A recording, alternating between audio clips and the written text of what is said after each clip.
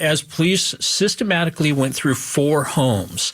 And through that, I became familiar with the Gilbert Goons. Yeah. And their ties to not only potentially the murder, but a series of attacks that have played out in Gilbert unchecked for about a year. Wow. Kristin? So it's interesting. Yesterday we were putting together the show, and I had just seen on Twitter this woman from Gilbert who was talking all about the Gilbert Goons, and it sounds a little nefarious, but kind of a little crazy. Yeah. So I'm like, did you see this woman on Twitter and what she's saying, what she's accusing? And she's tying all this stuff together and making allegations. The parents of these alleged children that are running the streets of Gilbert, which sounds funny. It's not funny. But when you hear it at first, knowing what you know about East Valley the mean cities, streets of Gilbert. You're like, wait, what? Yeah. And she was like, yes. And, the parents are, business owners, and, it's being squelched by the police department, blah, blah, blah. And so I just mentioned it casually about, did you guys hear about this? And then as our show unfolded yesterday, we had breaking news, courtesy of you guys, that charges were about to be filed. And then we're like, whoa, there's something going on here. And adults and children allegedly possibly charged. Do we know any more from that yesterday's breaking news? Little. Okay. And there's different levels that it could be. Mm-hmm. But yes, Queen Creek Police, 2 months to the day after Lord was killed, made what is known as a criminal referral to the Maricopa County Attorney's Office. And essentially, they're saying, we're asking you to charge X number of people. They confirmed that it was 7 individuals, both adults and juveniles. Now, whether or not that's the actual perpetrators, the murderers, we don't know. It could we don't know be. We don't know the specific charges yet. Right. So we don't know the charges. We don't know if this is sort of what I've been calling the outer perimeter of an investigation, where they're going to narrow focus and bring more indictments and more charges. But this is the first official action we've seen. And they have said 7 individuals, which is an interesting number, given what we know about the goons and the information we have about who may have participated in the death of Preston Lord. That's Robert Anglen. He's an investigative reporter with AZCentral. Also joining us, Elena. So close.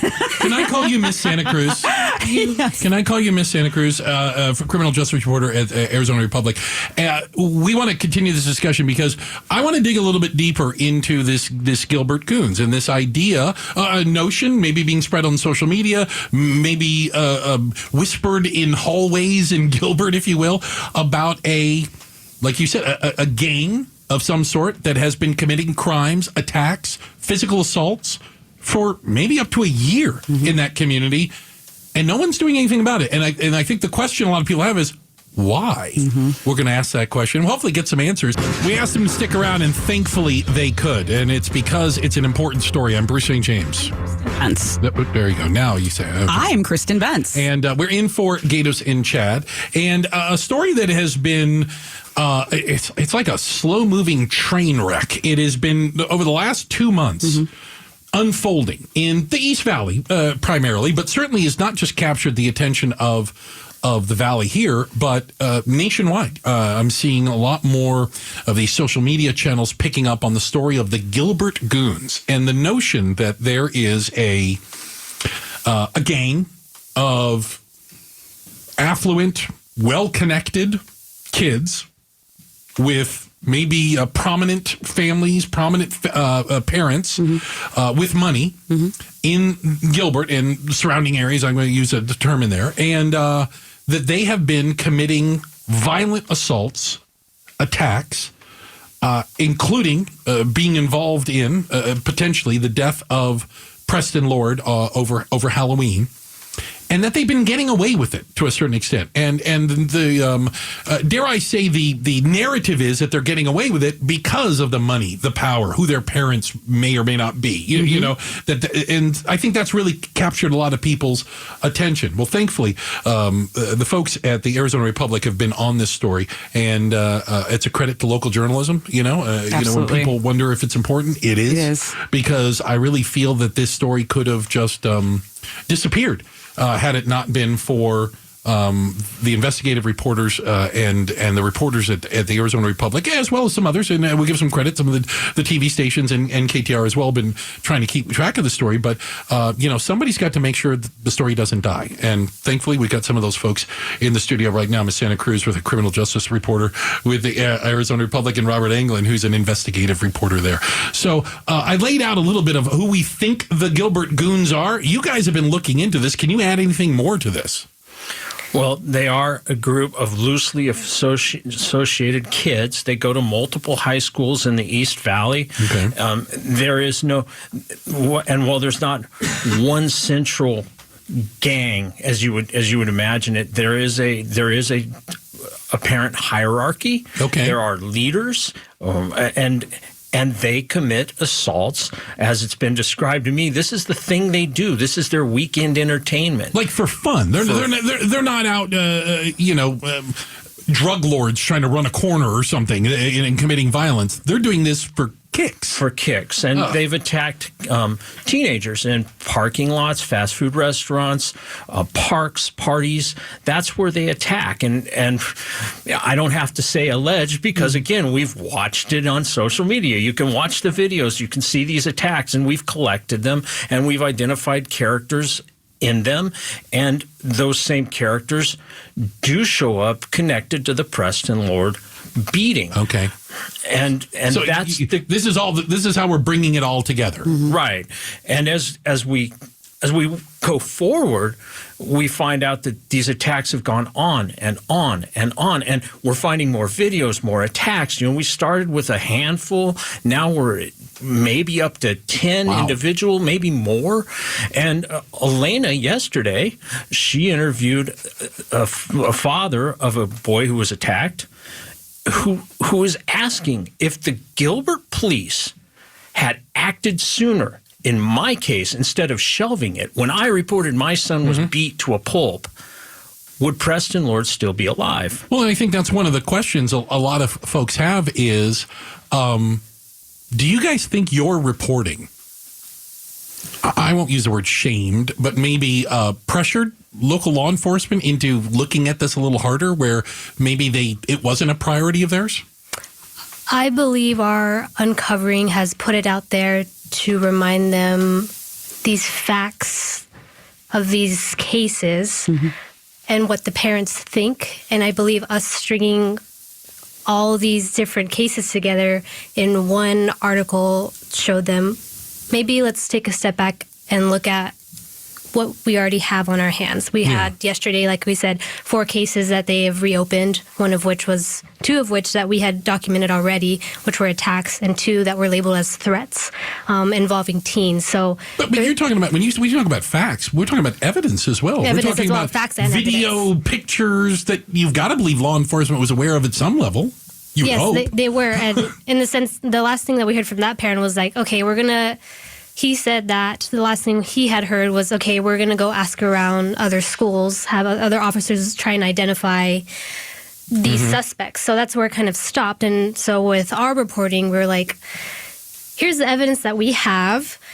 And this is what the parent believes, and they want something done about it. Yeah. Here's it all laid out on the floor. And now we had last week, they said, hey, reopened. Can the public help us identify? And now that parent had told us they're looking to issue some search warrants in those social media cases. So I think our reporting has definitely laid it all out there for them to take a step back. I'm going to give you credit. I think you pressured them. I think there's some desk, at like Gilbert PD, like, come on, look people. at this. We look like idiots. Come on. So we had a question about if there was any coordination, which it seemed like there was none, between Queen Creek and Gilbert police departments. Do you think that your reporting has fostered more communication between them?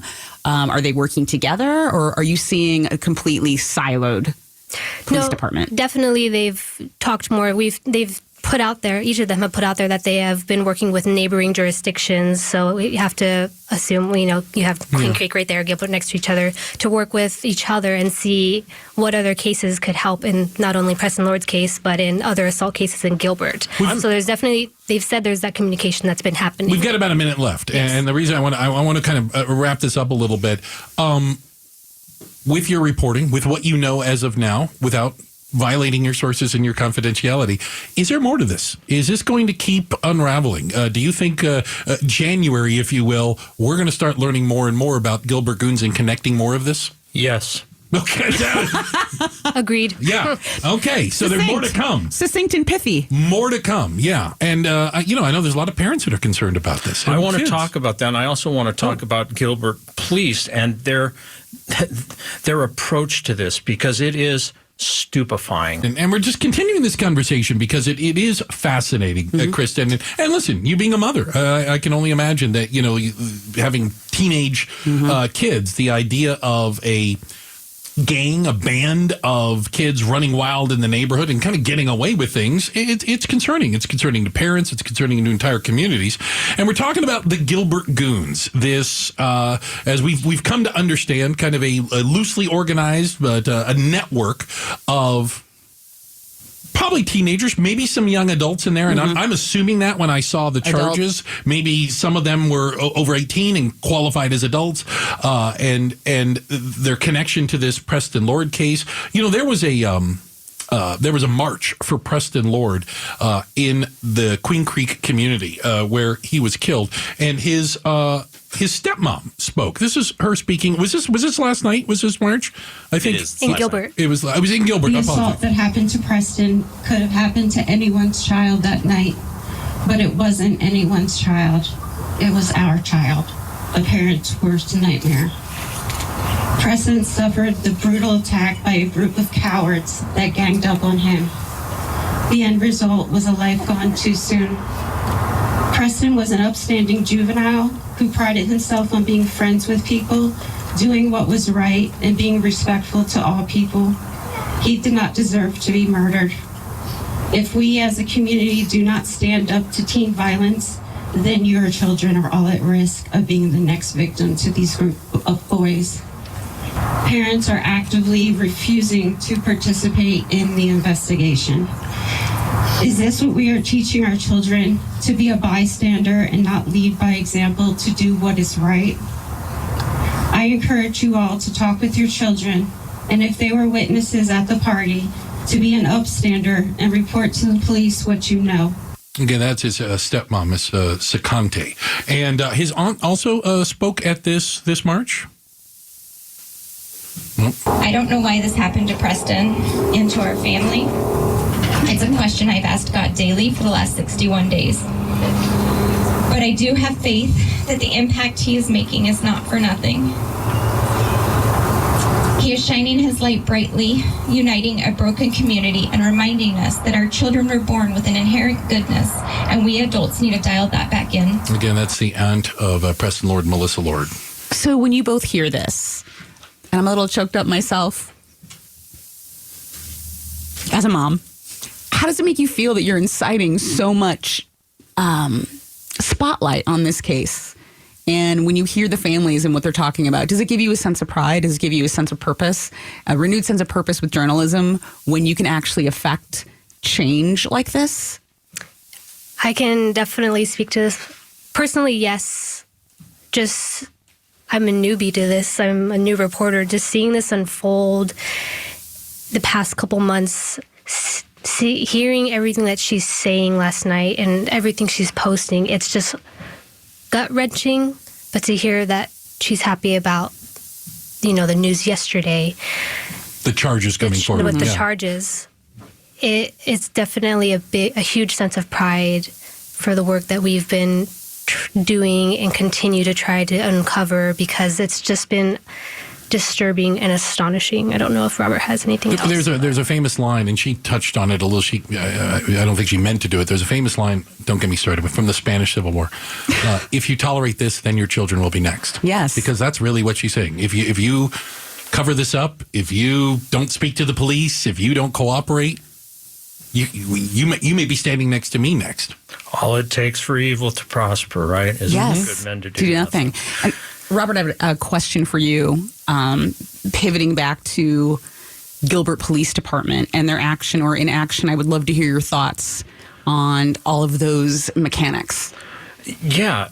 So again, I put this together in a matter of a couple of weeks. The nuts and bolts of it, and I think what the Arizona Republic did that hadn't been done before, because there was this cry from people on social media, mothers, parents, even students saying something's bad here. Mm-hmm. We were able to frame it, and part of that was putting together these attacks. And again, I'm not a rocket scientist here. I identified people, I identified patterns, I identified facts.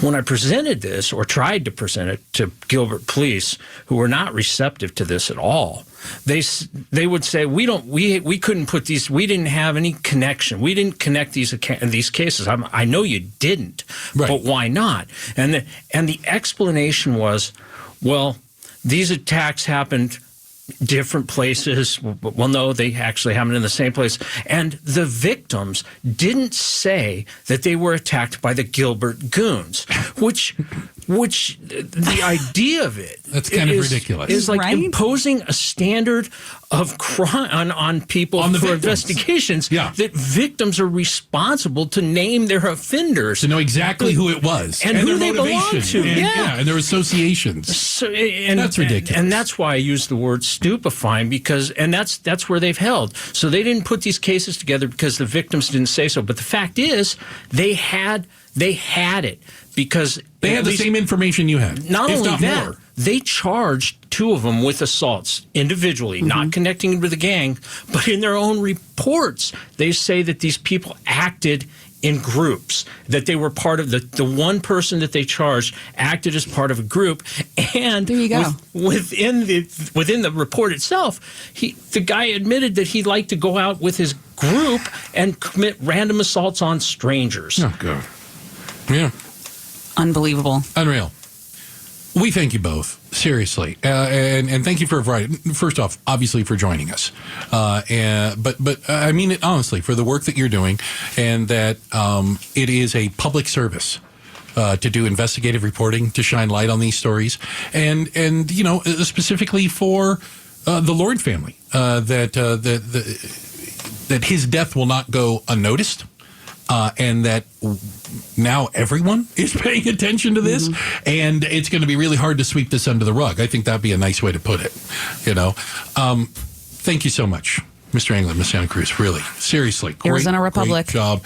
Arizona Republic doing great. You can continue to follow their stories. As you heard, it ain't over. And the Gilbert Goons story, it ain't over. And we're going to be probably reaching out to you guys again at some point, going to give us the latest, or what do we know? All right. So thank you both. And by the way, have a happy New Year. You too. And thank you for having me. Outstanding. Thank you. Thanks for watching Gatos and Chad. Click to watch more and tap the button in the middle to subscribe to KTAR News.